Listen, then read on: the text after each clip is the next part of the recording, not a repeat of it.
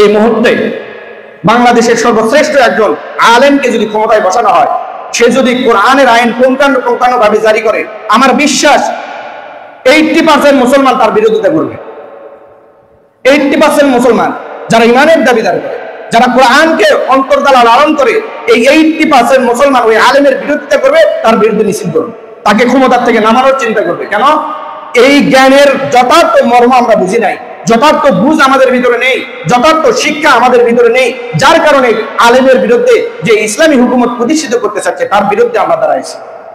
আমরা নিজের সন্তানকে আল্লাহ প্রদত্ত যে জ্ঞান, আল্লাহ রাব্বুল আলামিন যে জ্ঞান শিক্ষা আমাদেরকে করতে বলেছেন, রাসূল কারীম সাল্লাল্লাহু আলাইহি ওয়াসাল্লাম বলেন, তলাবুল ইলমি ফরিইদাতুন আলা কুল্লি মুসলিম। রাসূল কারীম সাল্লাল্লাহু আলাইহি ওয়াসাল্লাম বলেন, প্রত্যেক মুসলমানের উপর ইলমে দ্বীন শিক্ষা করা আমি ফরজ করে দিয়েছি। রাসূল কারীম সাল্লাল্লাহু আলাইহি ওয়াসাল্লাম বলেছেন, কোন ইলমে দ্বীন? যে জ্ঞান আল্লাহ রাব্বুল আলামিন আমাদের জন্য তৈরি করে রেখেছেন, যে জ্ঞান অনুযায়ী যদি আমরা চলতে পারি তাহলে আমরা আশরাফুল মাখলুকাত হতে পারবো। সেই জ্ঞান আমাদের উপর শিক্ষা করা রাসূল কারীম সাল্লাল্লাহু আলাইহি ওয়াসাল্লাম বলেন, প্রত্যেক মুসলমানের উপর আমি ফরজ করে দিয়েছি। এই জ্ঞান আমরা শিক্ষা করতেছি না, আমরা শিক্ষা করতেছি না। রাসূল কারীম সাল্লাল্লাহু আলাইহি ওয়াসাল্লাম বলেন, আহলুল কুরআনি হুম আহলুল্লাহ। রাসূল কারীম সাল্লাল্লাহু আলাইহি ওয়াসাল্লাম বলেন, আহলে কুরআন অর্থাৎ যারা কোরআনের জ্ঞান শিক্ষা করে তারা আমার পরিবারভুক্ত। রাসূল কারীম সাল্লাল্লাহু আলাইহি ওয়াসাল্লাম বলেন, আল্লাহ রাব্বুল আলামিন বলেন যে আহলুল কুরআনি হুম আহলুল্লাহ, যারা জ্ঞান শিক্ষা করে, কোরআন শিক্ষা করে, এই কোরআন শিখনেওয়ালা যারা কোরআন ধারক বাহক কোরআনের, এরা হচ্ছে আমার পরিবারভুক্ত। আল্লাহর পরিবার আছে, আল্লাহর স্ত্রী সন্তান আছে, কিছুই নেই, কিন্তু আল্লাহ রাব্বুল আলামিন মহব্বত করে ভালোবেসে এত বড় একটা ঘোষণা আমাদের জন্য দিয়েছেন। এই সুযোগ আমাদের সকলেরই আছে, কিন্তু নিজের সন্তানকে কোরআন শিক্ষা দিতেছি না, নিজের সন্তানকে, নিজের পরিবারকে, নিজের সমাজকে, নিজের রাষ্ট্রকে কোরআন অনুযায়ী চালানোর কোনো চেষ্টা করছে আমাদের কোনো গুরুত্বই নেই। এই জ্ঞান, এই শিক্ষা, যে আল্লাহ রাব্বুল আলামিন যে জ্ঞানের কথা প্রতিটা মুসলমানের উপর শিক্ষা করা ফরজ করে দিয়েছে, শুধু নামাজের জ্ঞান, শুধু যাকাত দেওয়ার জ্ঞান, শুধু রোজা পালন করার জ্ঞান, শুধু হজ করার জ্ঞান, প্রতিটা জ্ঞান, এক কথা জন্ম থেকে মৃত্যু পর্যন্ত মানুষের যা কিছু প্রয়োজন সব কিছু জ্ঞান আমাদের শিক্ষা করতে হবে। সম্মানিত হাজরিন, আমরা কি করতেছি? আমরা এত উদাসীন কেন? আমরা অন্য জ্ঞান শিক্ষার জন্য এত ছুটতেছি কেন?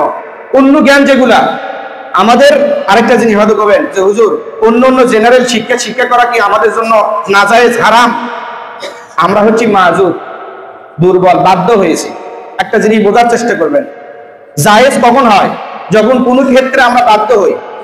মরা গরুর গোশত খাওয়া জায়েজ আছে সবার জন্য, সবার জন্য। এমন ব্যক্তি তার অন্য কোনো খাদ্য ব্যবস্থা নেই, এমন একটা জায়গায় গেছে, মৃত্যু সজ্জায়, সে মারা যাবে, মৃত্যু সজ্জায় একবারে মারা যাবে যদি অনাহারে থাকে। এমন অবস্থায় মরা গরুর গোশত যদি তার সামনে থাকে, সে ওটা ভোগ করতে পারবে কতটুকু জীবন বাঁচানো পর্যন্ত। যতটুকু পরিমাণ গোশত আহার করলে তার জীবন বাঁচবে, অতটুকু পরিমাণ গোশত আহার করতে পারবে মরা গরু। তাহলে এটা কার জন্য জায়েজ? যার জীবন যায় ভাব। তো আমাদের অন্যান্য শিক্ষা যেগুলো আছে তৈরি করা, মানুষের তৈরি করা শিক্ষা, আমরা বাধ্য হয়েছি ওই শিক্ষা না গ্রহণ করলে আমাদের বর্তমান যে পরিস্থিতি, আমরা জীবন যাপন করতে পারবো না, চলতে পারবো না, সকল জায়গায় আমরা বাধাগ্রস্ত হব। এই বাধাগ্রস্ত হচ্ছি, এই জন্য আমরা বাধ্য হয়েছি ওই শিক্ষাটা গ্রহণ করার জন্য। এটা আমাদের জন্য জায়েজ, বাধ্য, চলতে পারবো না, তাছাড়া বিদেশে যেতে পারবো না। অন্য যেগুলা জেনারেল ইংরেজি বিভিন্ন যে লেখাপড়া আছে, যেগুলো শিক্ষা আছে, এগুলো আমরা চলতে পারবো না, তারা আমাদের উপর চাপাইয়া দিয়েছে, আমরা বাধ্য হয়েছি। কিন্তু আমাদের যেটা জরুরি, আমাদের উপর যেটা বাধ্য, সেটা হচ্ছে কোরআন শিক্ষা করা, দ্বীন শিক্ষা করা। আমাদের পুরো রাষ্ট্র, পুরো পৃথিবী যদি ইসলামী হুকুমত অনুযায়ী পরিচালিত হয়, এই কোরআন অনুযায়ী পরিচালিত হয়, অন্য কোনো শিক্ষা করার প্রয়োজনই নেই। অন্য শিক্ষার প্রয়োজন আছে? আর যেখানে যাবেন সেখানেই কোরআন শিক্ষা, অন্য শিক্ষার প্রয়োজন নেই। ওই সময় আর শিক্ষা করার দরকারও নেই, শিক্ষাই নেই তো আর, একমাত্র শিক্ষা আল্লাহর শিক্ষা। বিধায় আমাদের উপর যেহেতু চাপাইয়া দিয়েছে, এই জন্য এটা বাধ্য হয়েছে। আর যখন যেই জিনিসের বাধ্য হয়, সেই জিনিসটা তার উপর জায়েজ হয়ে যায়। এটা আমাদের উপর ওই যে মরা গরু খাওয়ার মতো জায়েজ হয়েছে। কিন্তু আমরা ওই মরা গরু খাইছি কখন? মরা গরু আমরা কখন খাইতেছি? বাধ্য হয়ে না, খুশির তাড়নায়, আনন্দের চোটে আমরা এই মরা গরুটা খাইতেছি। আমি মনে করি অন্যান্য শিক্ষা মরা গরু খাওয়ার মতো। আমার কথা কি বুঝতে মন খারাপ করতেছেন? মন খারাপ করেন না, আমি সত্য কথা বলতেছি, একটু যাচাই করে দেখেন। মরা গরু খাওয়া মানুষের বাধ্য কখন হয়েছে? জীবন যায় ভাব অবস্থায়।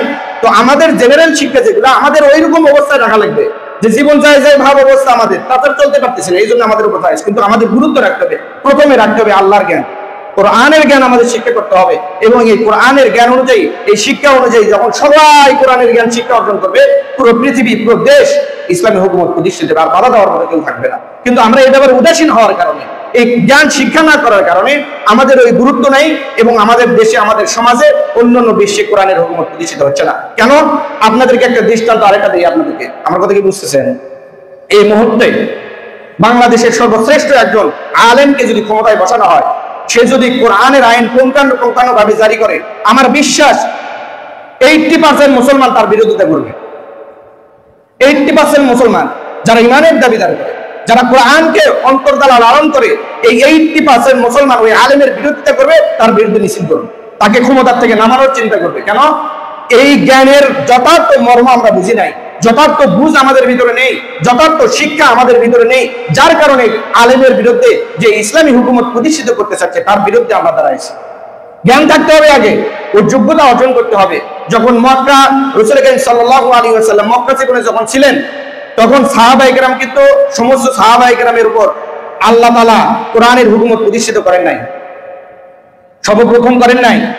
মদ সর্বপ্রথম হারাম হয় নাই সাহাবায়ে কেরামের উপর, তাদেরকে আগে আল্লাহ রাসূল শিক্ষা দিয়েছেন, তাদেরকে আগে তৈরি করেছেন, তাদেরকে দৃঢ় ইমানের উপর বিশ্বাস, দৃঢ় ইমানের উপর অটুট করেছেন, তাদেরকে পুঙ্খানুপুঙ্খানুভাবে শিক্ষা দিয়ে যখন তারা অটুট অবিচল হয়েছে, মদিনায় আসার পরে তাদের উপর ইসলামী হুকুমত প্রতিষ্ঠিত করেছেন আল্লাহ রাসূল।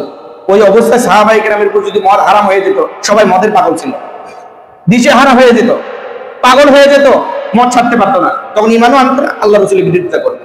তাদেরকে আগে বুঝ দেওয়া হয়েছে, তাদেরকে আগে শিক্ষা দেওয়া হয়েছে, মদের খারাপই কি এটা তাদেরকে আগে বোঝানো হয়েছে, অন্যান্য হারাম কাজের খারাপই কি, তাদের দুনিয়া এবং আখিরাত কতটুকু ক্ষতিগ্রস্ত হচ্ছে, এগুলো আগে আল্লাহ রাসূল তাদেরকে বুঝাইছেন। বুঝানোর পরে যখন তাদের বুঝ চলে আসছে, তখন সাহাবায়ে কেরাম দৃঢ়ভাবে ইসলামের উপর চলাফেরা শুরু করেছেন, তখন আল্লাহ রাব্বুল আলামিন ইসলামী হুকুমত, ইসলামী রাষ্ট্র মদিনায় প্রতিষ্ঠিত করেছেন। বিদায় আমরা ইসলামী হুকুমত চাচ্ছি, কিন্তু আমাদের জীবন এখনো ইসলামী হুকুমের উপর প্রতিষ্ঠিত নেই।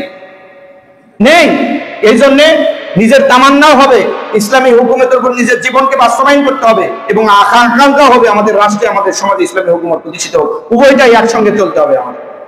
আমরা উদাসীন হয়ে চলবে না, উদাসীন হয়ে চলবে না। এই জন্যই বলতেছি, হয়তো মনে করবেন হুজুর ইসলামী হুকুমতের বিরুদ্ধে বলতেছেন, না, আমি এই কথা বললাম মরা গরু, ওটা মরা গরুর পিছনে ছুটতে চলবে না, আমাদের এই পথেই চলতে হবে।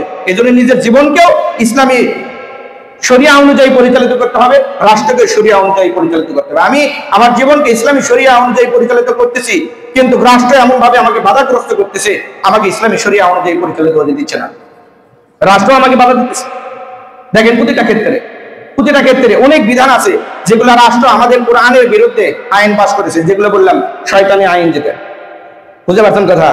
এই আইনগুলো কোরআনের বিরুদ্ধে, আপনি যখন নিজের জীবনে ওগুলো বাস্তবায়ন করতে যাবেন, তখন ওই রাষ্ট্রের আইন এসে আপনাকে বাধা দেবে, তখন আপনার জীবন পরিচালিত হবে না সঠিকভাবে। এই জন্য নিজের জীবনকে কোরআন অনুযায়ী চলাতে হবে, এবং রাষ্ট্রকেও এমন করে কোরআন আইন অনুযায়ী আসে, এই জন্য আমাদের চেষ্টা চালাতে হবে, আগে নিজের জীবনকে আমাদের পরিশুদ্ধ করতে হবে।